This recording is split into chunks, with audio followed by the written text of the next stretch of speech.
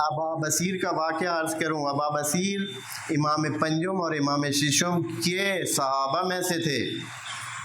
امام پنجم فوت ہوئے، شہید ہوئے. امام ششم کے بارے میں ابا بصیر کو تھوڑا سا یہ ہوا کہ پکسا تو کریں کہ ان کے بعد یہی امام ہیں یا نہیں ہیں. امام ششم امام صادق علیہ السلام، صلوات بھیج دیں.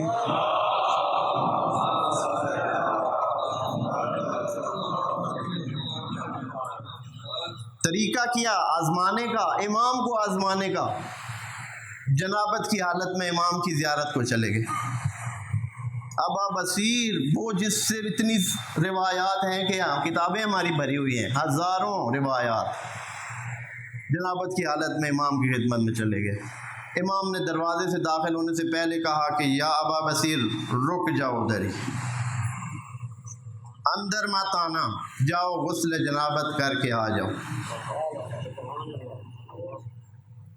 گیا واپس، ابا بصیر غسل جنابت کر کے آیا. امام نے پوچھا کیوں ایسے کیا؟ کہا میں جاننا چاہتا تھا اور میرا جاننا سچ نکلا. آپ ٹھیک سے امام ہیں، آپ کو پتہ چل گیا. تو یا زائرین، اے زائرین کربلا، اے زائرین امام حسین، آپ کدھر جا کر کھڑے ہوتے ہیں؟ اور پھر سامنے سمٹ کھڑے ہو کر آپ کہتے ہیں کہ اے امام، میں آپ کا موالی ہوں، میں آپ کی بات مانتا ہوں، میں آپ کے چلنے کے مطابق چلتا ہوں.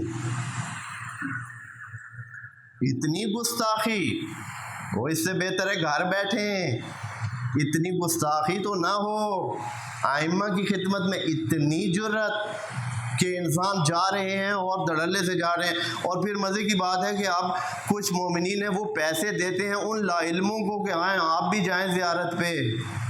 بھئی اگر آپ نے زیارت کروانی ہے تو کسی ایسے بندے کو بھیجیں جس کی پاکیزگی کا آپ کو یقین ہو، اس بندے کے لیے ہیلپ کریں. نہ کریں ہیلپ ایسے بندے کو جو ناپاک ہے. میں تو کتنی دفعہ عرض کر چکا ہوں، مجالس میں بھی نہ جائیں. اگر آپ کہتے ہیں کہ یہاں بی بی آتی ہیں، وہ پاکیزہ ہستی آتی ہیں، وہ ائمہ اگر مجالس میں آتے ہیں تو کس منہ سے وہ بندہ ناپاک وہاں بیٹھا ہوا ہے؟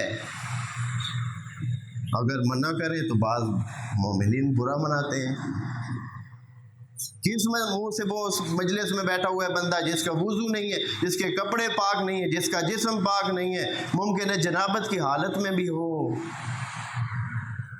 خدا کی پناہ مانگتے ہیں ہم اس قسم کے حالات سے کہ اس سے دوچار ہوں، لیکن یہ ہمارا ہے، ہم اس میں مبتلا ہیں، ہماری آنکھوں کے سامنے ہو رہا ہے.